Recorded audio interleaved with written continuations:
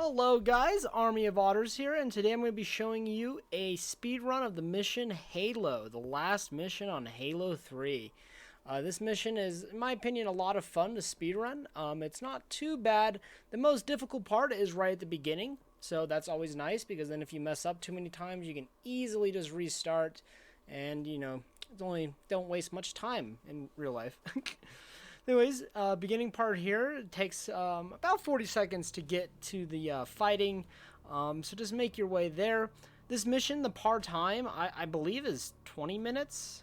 I believe. I could be wrong. But we're aiming for, really, honestly, at this point in time, if you've been following my guides up till now, you could really hit this mission at like 30 minutes and be fine. But this guide is going to be clock in at just like 13 minutes and 30 seconds. Anyways, don't know what happened there. Almost really screwed up. Take out those two guys that spawn behind you. I threw a plasma there to try and get those guys off my back. Didn't really work though.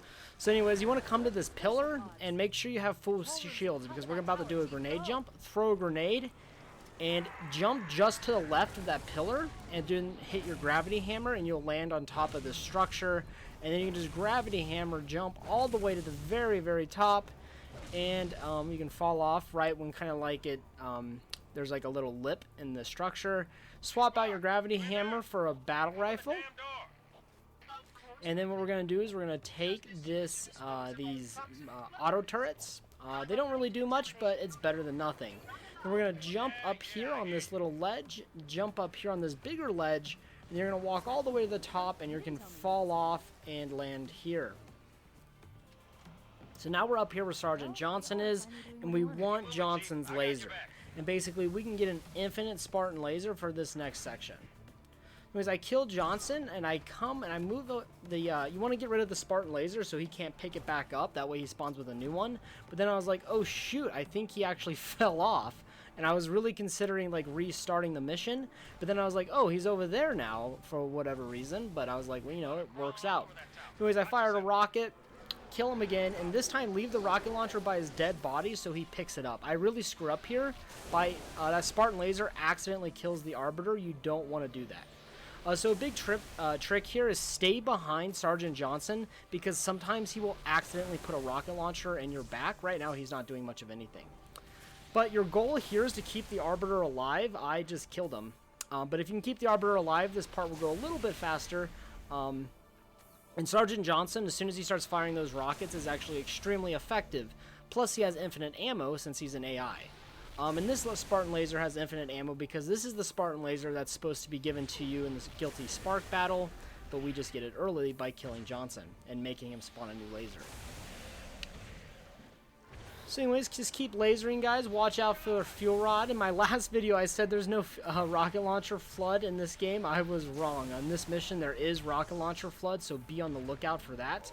They can either have a fuel rod or a rocket launcher, but up here, you're pretty safe. Especially from fuel rods, because you can see them coming from far away and react. The rocket launcher, not so much. When you're up here, you want to be targeting the pure form flood. Those Spidey guys and those spiky guys, because they're the hardest ones to kill. They have the most health, and the Spartan laser will instantly kill them. And they're also the biggest threat to you and to the Arbiter, because a headshot without shields on either of you will be an insta-death. And that is no good. That guy didn't want to die. So, you know, I almost lasered the Arbiter there again. That would have not have been good.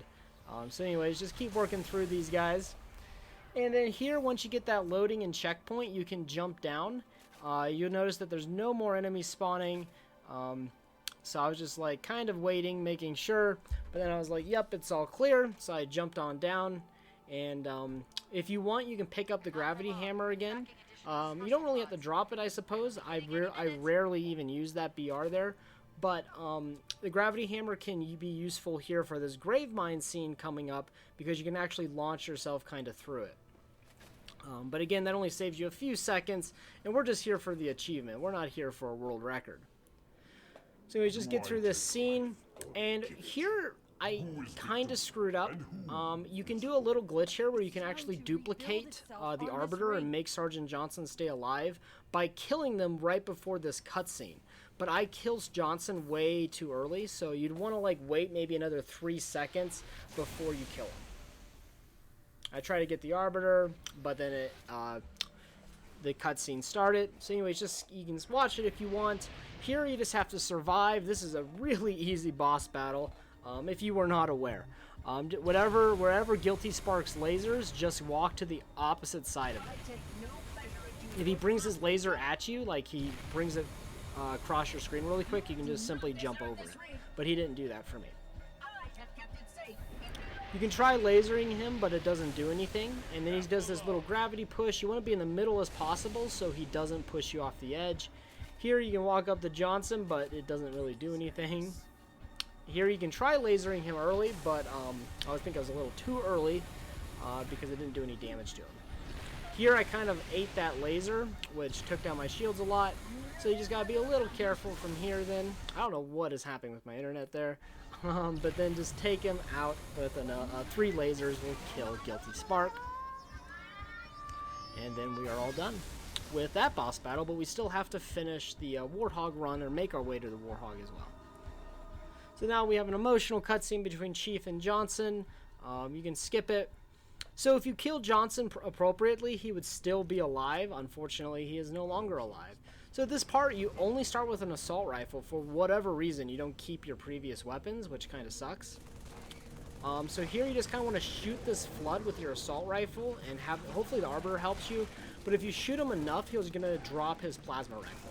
And you want to pick that bad boy up, and then you want to kind of run away, and then look behind you and start shooting these guys because they will eat your shields. But fortunately, the plasma rifles aren't very good at killing you. But you want to target the guy that has a weapon still until he drops it or until he's dead. Here the Flood, those guys were trying to revive him. I just meleeed him and said, no, you're not doing that. So here you just want to play it pretty safe and hope the Arbiter goes ahead of you really quickly. Here is like perfect. I come out, these guys laser me and take down my shields, and I'm like, oh shoot. But my Arbiter's like, I got you, bud. And he just runs out there with his sword, which is really lucky.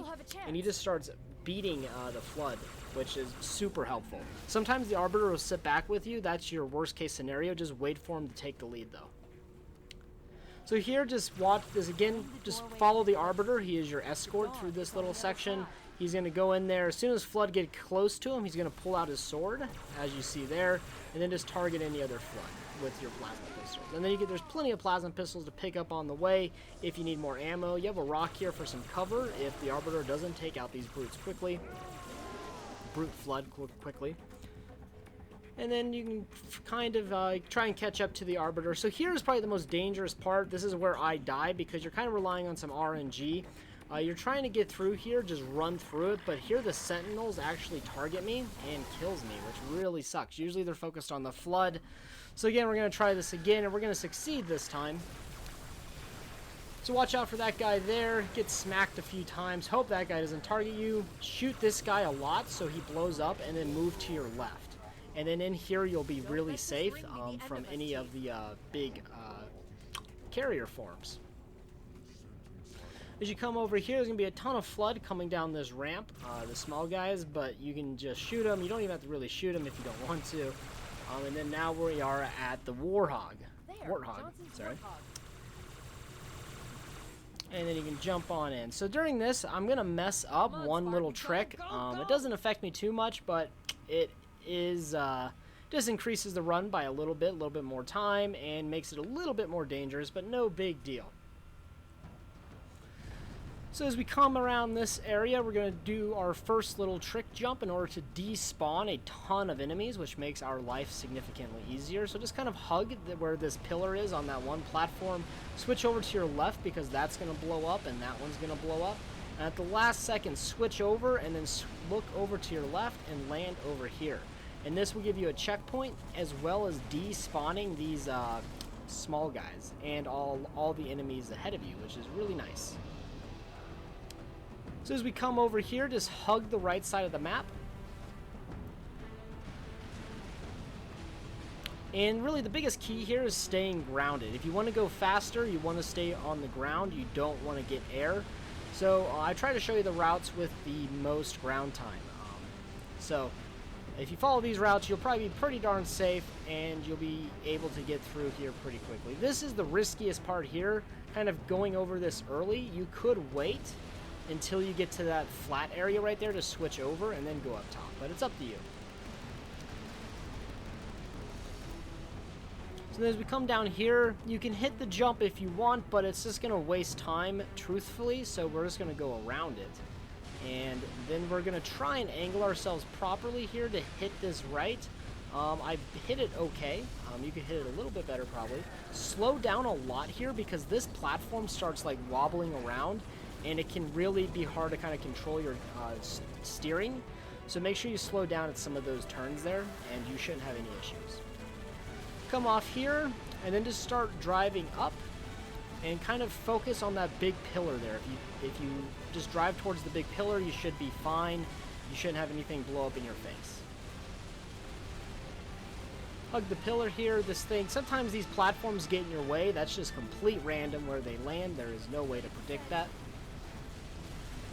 Again, try to avoid jumps. Again, jumps slow you down, plus sentinels could laser you while you're in the mid-air and flip you, and that's no good. Here I forgot about that one blowing up, and that's just going to happen because you're not perfect. So I almost killed myself, but luckily didn't. Here's the jump. You want to hit this at full speed. I obviously just wasn't going fast enough, and you want to land up there. If you land up there, you're going to despawn all of the enemies for the next section. Obviously I missed, so I have to deal with the enemies now.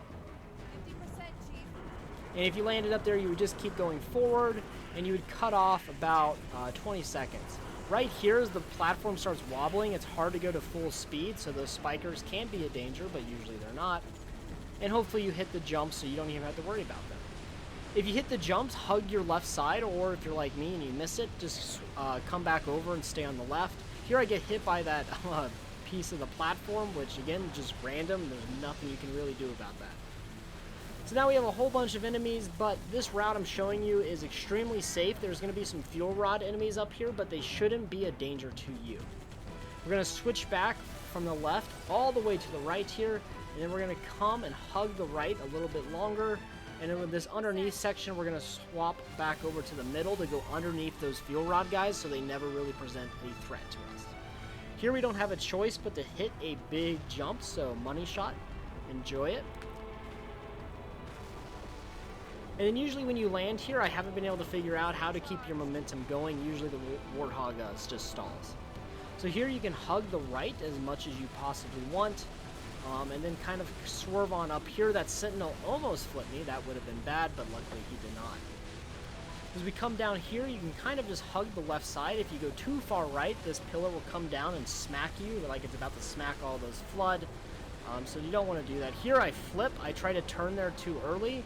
And luckily I land on all fours, and I can keep on moving without having to flip the Warthog. So here the fastest route is to kind of follow this part that goes up and not go on the underneath route, so follow the upward route and just hug the mountain as much as possible, but you got to be careful here because there's a rock, so make sure you go around that. As we come, we're pretty much done. Once you reach here, you're pretty much in the all clear. Unless you're to do something dumb, or get really unlucky with one of these platforms slapping you off the edge, you should be okay. So now there's not going to be any more explosions, so now you just have to gun it into the Forward Until Dawn and then enjoy the epilogue. So this mission was done in 13 minutes and 26 seconds. So my overall runtime was like an hour and 45 minutes. I'll put it in the description. So that means I have an hour and 15 minutes to spare throughout all the missions, meaning if I can do it, I think you guys can do it too. I hope these videos helped you get the devastating achievement, and I hope you enjoyed them. If you have any comments or questions, please leave them below. And if you would like me to do other Halo games, such as Halo 1, 2, Halo Reach, or whatever, guides for those games, please let me know, and I will think about doing it at the very least. I know I can do Halo Reach. Halo 1 is definitely possible. Halo 2 scares me, but if you guys want it, I'd be happy to try and do it. Anyways, guys, thank you so much for watching.